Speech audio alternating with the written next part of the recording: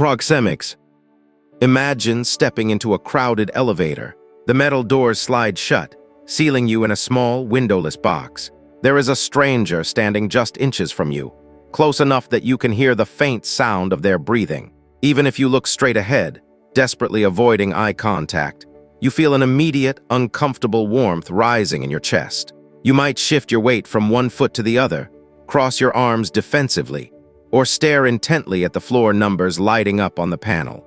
You are experiencing a sudden, silent tension, a visceral urge to back away, even though no one is touching you, speaking to you, or threatening you. This discomfort is not just a social awkwardness. It is the physical manifestation of an invisible boundary you carry with you everywhere. What you are actually feeling is a high-speed defensive calculation happening deep inside your temporal lobes. This is the science of proxemics, a field pioneered in 1966 by anthropologist Edward T. Hall. Hall discovered that your brain maps the space around your body into 4 distinct, non-negotiable concentric rings. First is your intimate zone, extending from physical contact out to 18 inches, a space reserved exclusively for family, lovers, and close friends. Beyond that lies your personal zone, stretching to 4 feet, followed by the social zone reaching to 12 feet, and finally the public zone. When a stranger breaches that innermost 18-inch intimate zone, your brain doesn't see it as a minor inconvenience. It sees it as a security breach. Modern fMRI brain scans reveal that when someone enters your personal space, your amygdala, the ancient almond-shaped alarm center of the brain, fires instantly. The amygdala doesn't distinguish between a crowded subway ride and a predator closing in for the kill. It triggers a low-level fight-or-flight response. Your heart rate accelerates, your blood pressure rises, and your muscles tense as your nervous system prepares for a physical confrontation that will never happen. You obey this invisible geometry every single day without realizing it. Think about the silent dance you perform when choosing a urinal, a seat on a bus, or a table in a quiet cafe. You will almost always select the option that maximizes the distance between you and the nearest person, subconsciously calculating the midpoints of the room to preserve your personal zones. If those options are taken away and someone sits right next to you, you immediately deploy coping mechanisms to defend your boundaries. You might tilt your head away, pull your arms in tight, or use your phone as a psychological shield, focusing your attention entirely on the screen. You are constantly negotiating these invisible borders, performing a quiet, anxious ritual to keep the world at arm's length. Gaze aversion. Imagine someone asks you a deceptively simple question. What did you have for dinner last Tuesday? Or perhaps, can you explain how a refrigerator works? The moment the question hits your ears, your eyes perform a sudden, involuntary movement. Even if you were looking directly into the other person's eyes a second ago, you suddenly look away. You look up at the ceiling, down at your shoes, or off into the empty space to your left. You don't do this because you are hiding something, or because you are bored, or because you lack confidence. You do it because your brain has just hit a cognitive bottleneck, and it needs to shut out the world. This phenomenon is known as gaze aversion, and it is a masterpiece of subconscious computational load balancing. When you look at someone's face, especially their eyes, your brain has to perform an immense amount of real-time processing. You are constantly decoding their micro-expressions, reading their emotional state, tracking their pupil dilation, and anticipating their reaction. This visual stream is incredibly resource-intensive, consuming a massive share of your brain's prefrontal cortex. In 1998, psychologist Arthur Glenberg and his colleagues conducted a series of groundbreaking studies to understand why we break eye contact when we think. They discovered that when subjects were asked difficult questions, those who averted their gaze answered with significantly higher accuracy than those who were forced to maintain eye contact. By looking away, you are essentially pulling the plug on a high-bandwidth video feed. Your brain shuts down the visual input to free up processing power, redirecting that precious cognitive energy toward memory retrieval, logical reasoning, and speech synthesis. It is the human equivalent of closing all the open tabs on your computer to stop the fan from spinning. You follow this rule in every conversation you have. Pay attention the next time you are explaining a complex idea at work, or trying to recall a forgotten name. You will find it physically painful to keep looking at your listener while you speak. If you try to force yourself to lock eyes with them throughout the entire explanation, your speech will become halting, you will stumble over your words, and your thoughts will dissolve. You look away not to disconnect from the other person, but to connect more deeply with yourself. It is a silent admission that the human face is simply too loud for your brain to listen to anything else. Mirroring. Think about a time you sat across from someone you truly clicked with, whether it was a first date that went incredibly well, a job interview where you felt an instant connection, or a deep conversation with a close friend. If someone had filmed you from across the room, you would have noticed something bizarre. When they leaned forward, you leaned forward. When they took a sip of their drink, you picked up your glass. When they crossed their legs or gestured with their left hand, you did the same, matching their posture like a reflection in a slow-moving mirror. You were not doing this deliberately to flatter them. In fact, if you had noticed it, the spell would have been broken. Your body was moving to a rhythm you did not compose. This is the chameleon effect, a powerful subconscious mechanism governed by your mirror neuron system. When you watch someone perform an action, the mirror neurons in your promoter cortex fire as if you were performing that action yourself.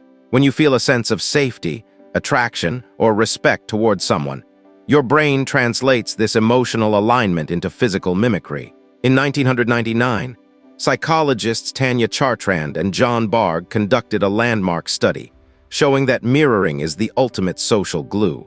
They found that when people mirrored each other, their interactions went smoother, and they reported liking each other significantly more. More importantly, they proved that deliberate non-mirroring, such as remaining stiffly upright when the other person leans in, or moving with a completely discordant tempo, creates a profound, immediate sense of social friction. The other person will subconsciously perceive you as cold, untrustworthy, or even hostile, even if your conversation is perfectly polite. You are constantly running this mirroring loop to navigate the social world. Watch how you behave in your next meeting or casual conversation. The moment you feel connected to someone, your body will automatically sync with theirs, matching their breathing rate, their posture, and their vocal tone. But pay closer attention to the moments when you don't mirror. If you find yourself in a room with someone you dislike or distrust, you will subconsciously lock your posture, cross your arms when they open theirs, and actively break the rhythm. You are using your body to erect a silent wall of defiance, letting your motor cortex speak the truth your words are trying to hide. Pacing. Think about the last time you went for a walk with a friend, a coworker, or even a stranger you met at a conference. As you walked down the sidewalk, you didn't pay any attention to the movement of your legs or the rhythm of your feet. You were focused on the conversation, the traffic, or the buildings around you. Yet if someone had been watching you from behind, they would have seen something remarkable. Your left foot hit the pavement at the exact same millisecond as their left foot, and your right foot followed in perfect lockstep. You were walking in absolute, military-grade unison, your stride lengths and step frequencies matching theirs perfectly. You didn't plan this, you didn't practice it, and you certainly didn't coordinate it. Your legs were moving to a silent, shared beat that neither of you consciously heard. This phenomenon is known as gait entrainment, and it is a powerful subconscious synchronization algorithm hardwired into your motor cortex.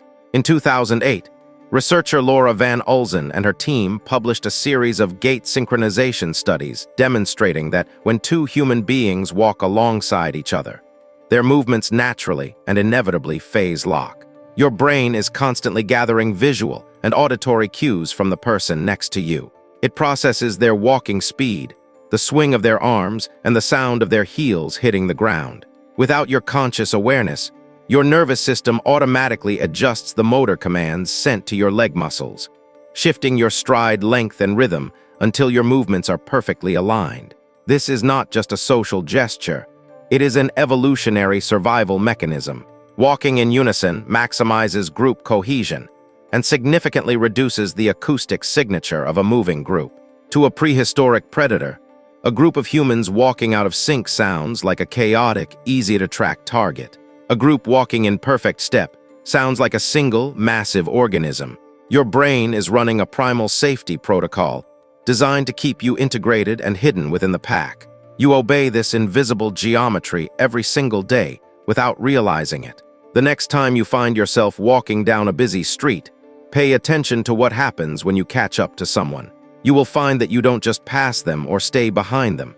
Your body will naturally try to synchronize its pace with theirs, even if they are a total stranger. If you deliberately try to break this entrainment, forcing yourself to walk slightly out of step, landing your foot just a fraction of a second after theirs, you will feel a strange physical resistance. It feels unnatural, awkward, and mentally taxing. Your brain will fight you, desperately trying to pull you back into the collective rhythm, proving that even when you walk the earth, you are never truly walking alone. Micro-expressions. Imagine a bomb threat at a crowded international airport. Security forces are not scanning bags or asking questions. Instead, they are feeding live CCTV footage into an artificial intelligence system that monitors human faces. The system is looking for a glitch that lasts only 1/25th of a second, a flash of pure, unadulterated hostility or fear that your conscious mind is completely powerless to stop. You might believe you have the perfect poker face, that you can smile through anger or hide your terror behind a mask of calm. But your nervous system is structured in a way that makes absolute deception physically impossible. Long before your conscious mind can decide how to present itself to the world, your face has already told the truth. This leakage is caused by micro-expressions, lightning-fast facial movements that occur when you attempt to suppress an emotion. Pioneered by psychologist Paul Ekman, decades of research have revealed that human facial expressions are governed by two distinct neural pathways. When you choose to smile or look surprised, the command originates in your brain's cortical motor strip, traveling down voluntary pathways. But when you experience a genuine, intense emotion, like sudden disgust, rage, or fear, the signal originates in the subcortical areas of your brain, particularly the limbic system, and travels down involuntary pathways. These involuntary signals are incredibly fast, bypassing your conscious veto power. For about 1/25th of a second, the muscles in your face, like the corrugator supercilii that pulls your eyebrows together in anger, or the frontalis that raises them in fear, will twitch in perfect alignment with your true feeling. Only after this brief window does your voluntary motor system catch up, allowing you to force a fake smile or a neutral expression. Modern AI security systems are trained to spot these microscopic flickers in real time, identifying travelers who show signs of concealed stress or hostile intent before they ever reach a security checkpoint. You leak your inner world through these micro-expressions every day of your life. The next time you are forced to politely agree with a boss you dislike, or pretend to love a terrible gift from a family member, your face will betray you before you can say a word. For a split second, your mouth will twitch downward, or your eyes will narrow in disgust. You might think you got away with it because the other person didn't say anything, but their subconscious brain likely registered the micro-expression, leaving them with an uneasy, lingering feeling that you weren't being entirely honest. You can control your words, your posture, and your actions, but you are locked in a body that refuses to lie for you. The Thatcher Effect. In 1980, psychologist Peter Thompson took a photograph of British Prime Minister Margaret Thatcher and made a series of bizarre, surgical alterations. He cut out her eyes and her mouth, flipped them upside down, and pasted them back onto the portrait. Then he turned the entire image upside down. When volunteers looked at this inverted face, they saw nothing wrong. It looked like a normal, recognizable, albeit slightly unusual, upside-down portrait. But the moment the image was rotated right side up, the volunteers gasped in horror. The face had transformed into a grotesque, monstrous caricature, with upside-down eyes and mouth staring back at them. Your brain had completely failed to notice a glaring, terrifying distortion. This phenomenon is known as the Thatcher Effect, and it exposes a massive, hidden vulnerability in your visual processing system. Your brain does not process human faces the way it processes other objects, like chairs or trees, by analyzing individual parts. Instead, your facial recognition centers, located in the fusiform face area, use a method called holistic processing. Over millions of years of evolution, your brain has developed a highly specialized, coordinate-based map of the human face. This map expects eyes to be above the nose and the mouth to be below it, all oriented in a specific way. This system allows you to recognize faces in milliseconds, decode emotions, and identify individuals.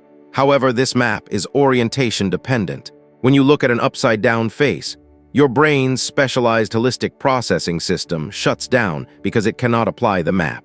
Instead, it reverts to local processing, analyzing the eyes, nose, and mouth as individual, isolated features. Because the individual eyes and mouth look normal on their own, your brain assumes the entire face is normal, failing to register that they are upside down relative to the head. It is a critical software bug in your visual cortex. You live with this visual blind spot every day. Your brain is constantly taking shortcuts, constructing a simplified version of reality rather than analyzing what is actually in front of your eyes. Think about how easily you overlook spelling errors in a text message, or how you can look directly at a familiar object in your house and not notice it has been moved. You trust your eyes to give you an objective, accurate picture of the world, but the truth is far more unsettling. Your brain is a master of illusion, smoothing over massive errors and presenting you with a comfortable, edited version of reality, leaving you completely blind to the monsters hiding in plain sight. Pitch shift. Imagine you are standing before a military tribunal, or stepping into the office of a billionaire CEO who holds your entire career in their hands. You have rehearsed your opening remarks for days, aiming to project absolute confidence, strength, and calm. But the moment you speak, your voice betrays you. It shifts, thinning out and rising to a higher, almost submissive pitch that you did not choose and cannot pull back. You did not make a conscious decision to sound smaller. Your larynx was physically hijacked by an ancient, subconscious ranking algorithm.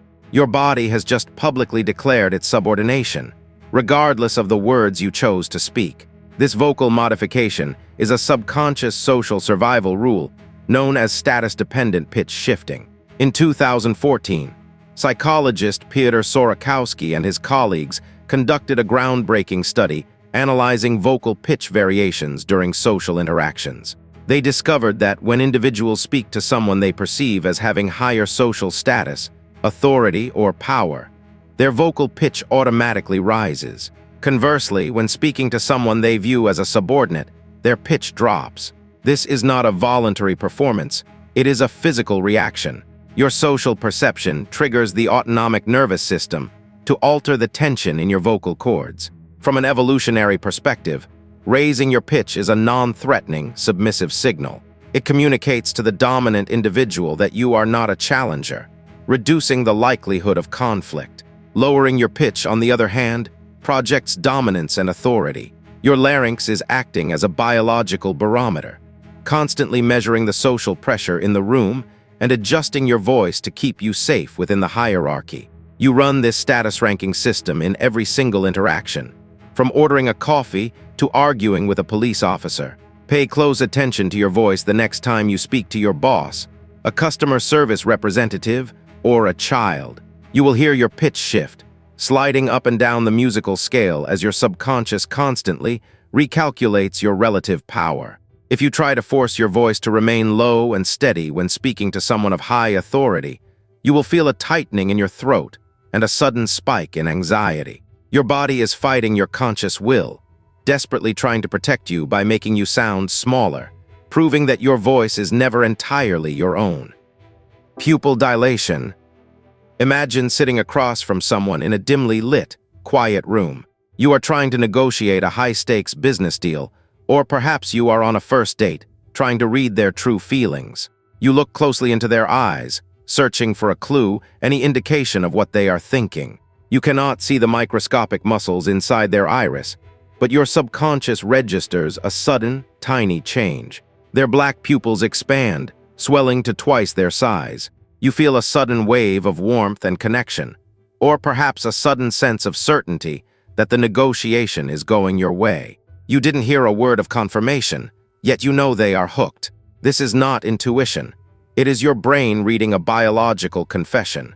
This phenomenon is pupil dilation, and it is an autonomic nervous system response you are completely powerless to suppress. Your pupils do not just react to light. They are directly controlled by the sympathetic nervous system, the same network that governs your fight-or-flight response and emotional arousal. In 1965, psychologist Eckhard Hess pioneered the field of pupillometrics, proving that your pupils expand by up to 45% when you look at something you desire, someone you are attracted to, or when you are experiencing high cognitive load. When your brain registers interest or excitement, it immediately triggers the dilator muscle of the iris to open wide, letting in more light to capture details of the target. You cannot consciously shrink or expand your pupils. They are a direct, unedited window into your brain's current state of arousal. This is why professional poker players wear dark sunglasses at the table, and why historical gem merchants in the Middle East would watch the eyes of buyers to see when a jewel caught their eye. The eyes are the only part of the human central nervous system that is directly exposed to the outside world, leaking your deepest secrets to anyone who knows how to look. You obey and decode this rule in every single face-to-face interaction of your life. Think about the last time you felt a sudden, inexplicable spark with someone, or felt that a conversation was going incredibly well. You weren't measuring their pupils with a ruler, but your visual cortex was subconsciously decoding that 45% expansion, translating it into a feeling of mutual chemistry and trust. But it works both ways. The next time you try to hide your excitement about a new opportunity, a lie, or a secret attraction, remember that your eyes are actively betraying you. You can control your face, your hands, and your words, but your irises are always screaming the truth.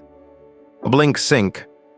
Imagine sitting in a packed movie theater, surrounded by hundreds of strangers. The room is pitch black, and the audience is dead silent as a tense, dramatic climax unfolds on the screen. The camera cuts from a close-up of a character's face to a wide shot of a desolate street. At that exact millisecond, you blink. But you are not alone. If you could turn around and look at the faces of the hundreds of people sitting in the dark around you, you would witness a chilling, uncanny sight.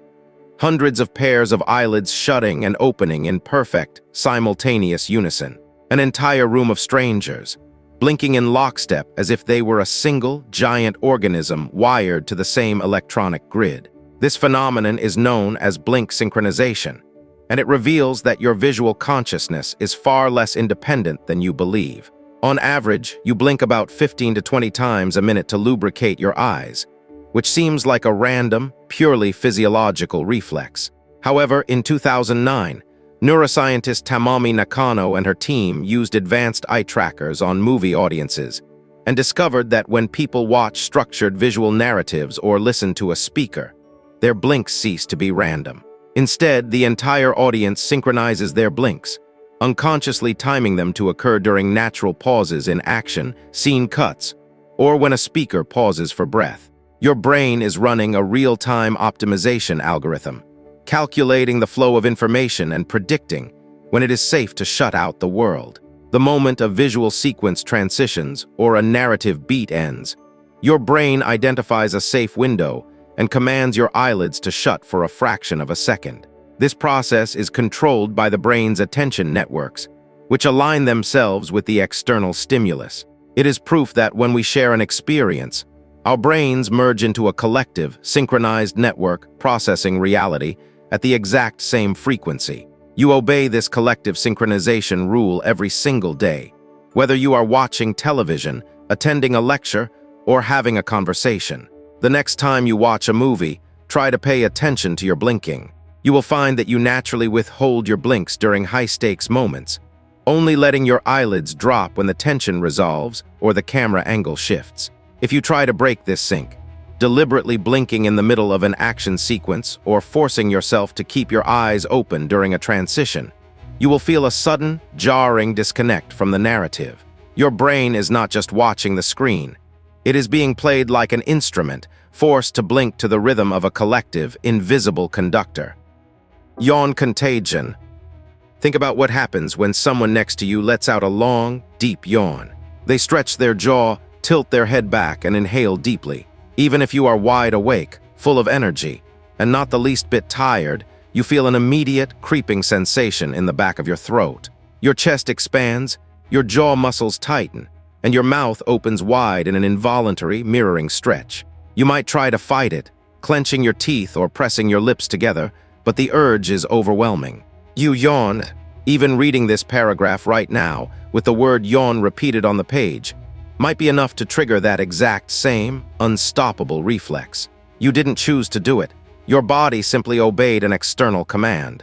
This is contagious yawning, and it is a fascinating glitch in your mirror neuron system that exposes the absolute lack of free will in your motor responses. For decades, scientists puzzled over why yawning is so highly contagious, affecting not just humans but also chimpanzees and dogs.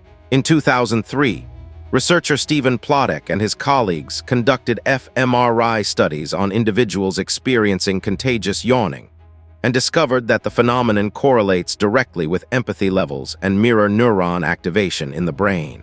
When you witness a yawn, the mirror neurons in your promoter cortex fire, simulating the action in your own mind. In highly empathetic individuals, this simulation crosses a motor threshold, triggering a physical yawn. Evolutionary biologists believe this is an ancient hominid mechanism designed to synchronize sleep schedules and vigilance states within a tribe. By yawning together, early human groups ensured that everyone became tired at the same time, coordinating their sleep and waking cycles so that the group could rest safely under the protection of a shared guard schedule. It is a primal, pack-level synchronization program that bypasses your conscious mind entirely. You are carrying this evolutionary program in your brain today, reacting to social cues like an automaton. The next time you yawn in response to someone else, pay attention to the relationship you have with them. Studies show you are far more likely to catch a yawn from a close friend or family member than from a stranger, as your mirror neurons fire more intensely for those you empathize with. If you try to resist the next contagious yawn that comes your way, you will find it requires an immense, uncomfortable effort of will. You are not an isolated individual making independent choices. You are a single node in a massive, ancient biological network, dancing to a rhythm that was written millions of years ago. If you think your brain is deceiving you now, you haven't seen anything yet. The glitches we've covered today are just the surface level of a much deeper, more terrifying system. Click the video on your screen right now to uncover every mind-blowing coincidence, glitch and paradox that proves reality is broken. I'll see you there.